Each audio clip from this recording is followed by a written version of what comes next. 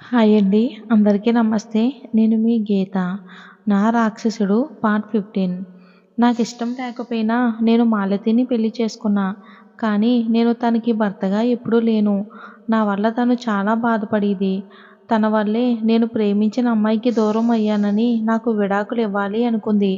అప్పుడే నాకు తను నన్ను ఎంత ఇష్టపడుతుందో అని అర్థమయ్యింది.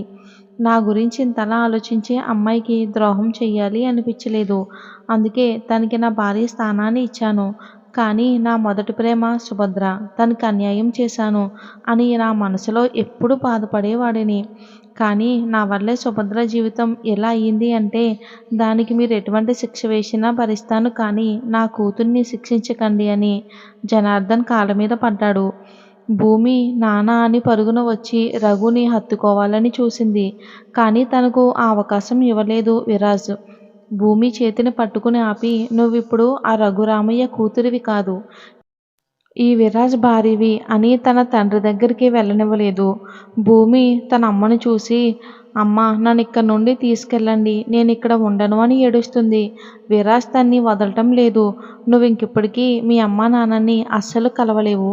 నువ్వు మీ అమ్మ నాన్నని ఎప్పటికీ కలవకూడదు.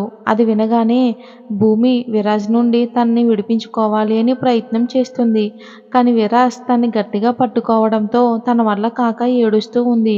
విమల భూమిని అలా ఏడుస్తూ ఉంటే తనకి బాధగా అనిపించి, కన్నా తను వదలరా, ఇందులో తన తప్పు లేదు, చూడు ఎలా ఏడుస్తుందో తను. విరాజ్కి భూమి ముఖం చూసి బాధగా అనిపించి తన చేతిని వదిలేశాడు.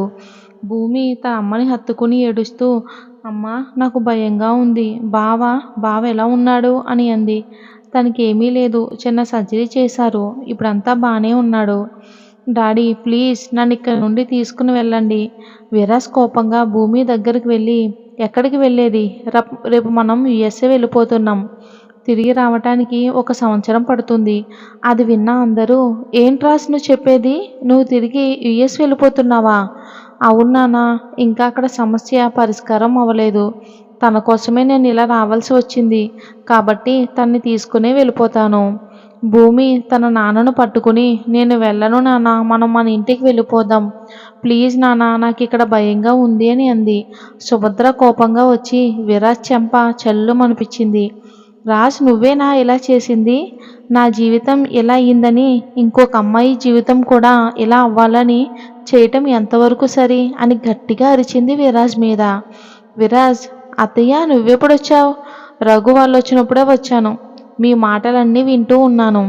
నా వల్ల ఒక అమ్మాయి జీవితం ఎలా అవుతుంది అని అనుకోలేదు అంది బాధగా. విరాజు సుభద్రని ఎత్తుకుని తన మొహాన్ని దోసిట్లోకి తీసుకుని, నీకు ఆ మనిషి మీద కోపం లేదా అత్త? ఉందిరా, చాలా కోపం ఉంది.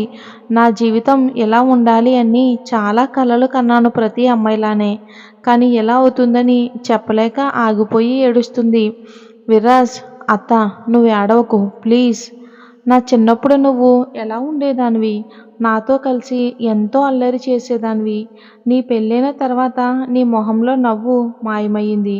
నీ కంట కన్నీరు ఎప్పుడు చూడని నాకు నీ పెళ్ళి తర్వాత నీ కంట్లో నీళ్లు తప్ప నీ మొహంలో నవ్వు చూడలేదు. అందరికీ నేను ఇక్కడ కాదు యుఎస్ఏలో ఎందుకు చదువుకుంటానన్నానో తెలుసా? తాతయ్య చనిపోయిన తర్వాత నేను డైరీ చదివాను.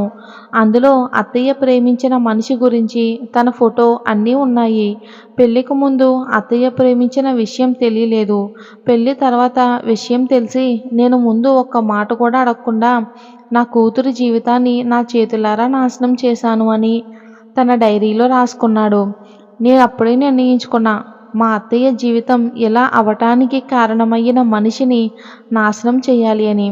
కానీ తనకొక కూతురు ఉందని నాకు తెలిసింది. తను కూడా మన కాలేజీలోనే చదువుతుంది. మన పల్లవి స్నేహితురాలని కూడా తెలిసింది. నేను భూమి గురించి అన్ని విషయాలు తెలుసుకున్నా. తన చదువు పూర్తయిన తర్వాత పెళ్లి చేసుకోవాలి అనుకున్నా. కానీ కంపెనీలో సమస్య రావడంతో వెళ్ళాల్సి వచ్చింది.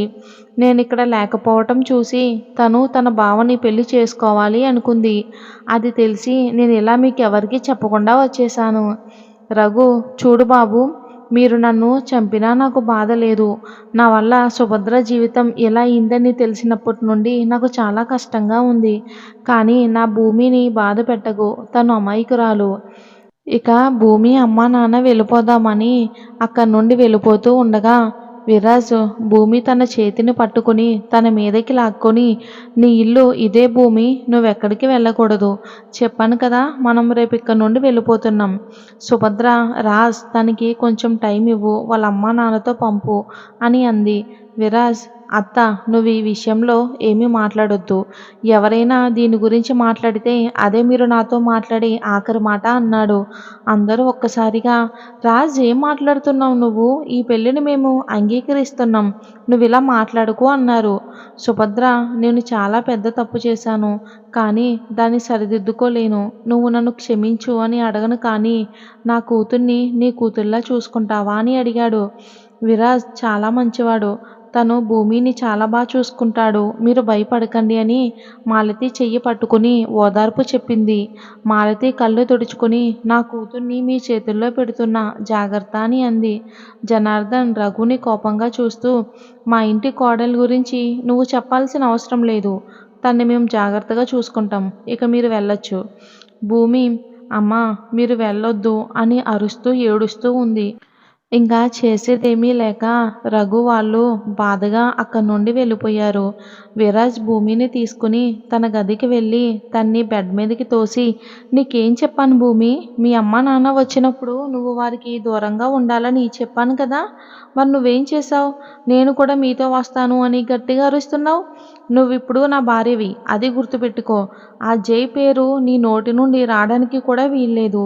నైట్కి నువ్వు రెడీగా ఉండు. మధ్యాహ్నంలా సరిగ్గా కోఆపరేట్ చేయలేదు అనుకో, అప్పుడు నీకుంటుంది. ఇప్పుడు రెస్ట్ తీసుకో అని అరవడంతో కళ్ళు మూసుకుని వెక్కిళ్ళు పెడుతూ నిద్రపోయింది. భూమి నిద్రపోయింది అని తెలిసిన తర్వాత తన నుదుటిన ముద్దు పెట్టి, సారీ బంగారం, నువ్వు నాకు దూరం అవుతావని బలవంతంగా నిన్ను సొంతం చేసుకున్నా. నీతో ఇలా ఉంటే నువ్వు నాకు దగ్గరగా ఉంటావని తన్ని హత్తుకుని కళ్ళు మూసుకుని భూమి పక్కనే పడుకున్నాడు. సుభద్ర విమలని పట్టుకుని, ఎందుకు తను ఎలా తయారయ్యాడు? రాజు ఎలా చేస్తాడని నేను అస్సలు అనుకోలేదు. తనకి ప్రేమించడమే తప్ప ఇతరులను కష్టపెట్టడం తెలీదు తనకి. నా వల్ల వాడు ఇదంతా చేశాడు అంటేనే కష్టంగా ఉంది. శ్రీనివాస్, సుభద్ర, నువ్వు బాధపడకు. మన రాజ్ పైకి అలా అంటున్నా ఆ అమ్మాయిని తను ఇష్టంగానే పెళ్లి చేసుకున్నాడు. కానీ ఆ అమ్మాయికి ఈ పెళ్లి ఇష్టం లేదు. లలిత, మన రాజుతో ఆ అమ్మాయి కొద్ది రోజులు ఉంటే తానే అర్థం చేసుకుంటుంది తను ఎలాంటి వాడు అని. నువ్వు అన్నది నిజమే లలిత.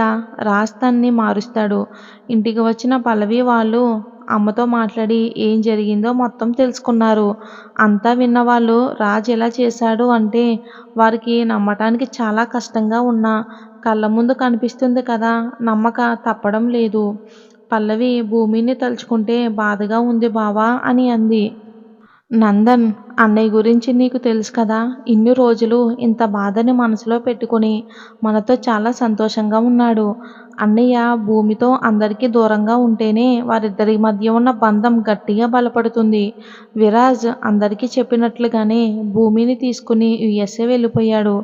ఇక్కడ నుండి వెళ్తున్న భూమి పల్లవిని హత్తుకుని ఏడుస్తూ, నువ్వన్నా చెప్పు మీ అన్నయ్యకి అని అంది. కానీ రాజ్ గురించి తెలిసిన పల్లవి ఏం మాట్లాడకుండా మౌనంగా బాధతో ఉండిపోయింది. అలా ఏడుస్తూ వెళ్ళిన భూమి 1 సంవత్సరం తర్వాత పాపని తీసుకుని ఇండియా వచ్చారు. మరి ఆ 1 సంవత్సరంలో జరిగిన కథని మళ్ళీ రేపు వచ్చే భాగంలో తెలుసుకుందాం. అసలు అమెరికా భూమి ఎలా వెళ్ళింది, మళ్ళీ 1 సంవత్సరంలో పాప బాబుని తీసుకుని ఎలా వచ్చారో తెలుసుకోవాలంటే సీజన్ 2 నా రాక్షసుడు చూడాలి. మీకు ఈ స్టోరీ బాగా నచ్చినట్లయితే రేపు మళ్ళీ సీజన్ 2 దీని కంటిన్యూషన్ స్టోరీ అప్లోడ్ చేస్తాను, పార్ట్ 16. మరి ఆ సంవత్సరంలో భూమి విరాజుల మధ్య ఏం జరిగిందో తెలుసుకుందాం. Thanks for watching.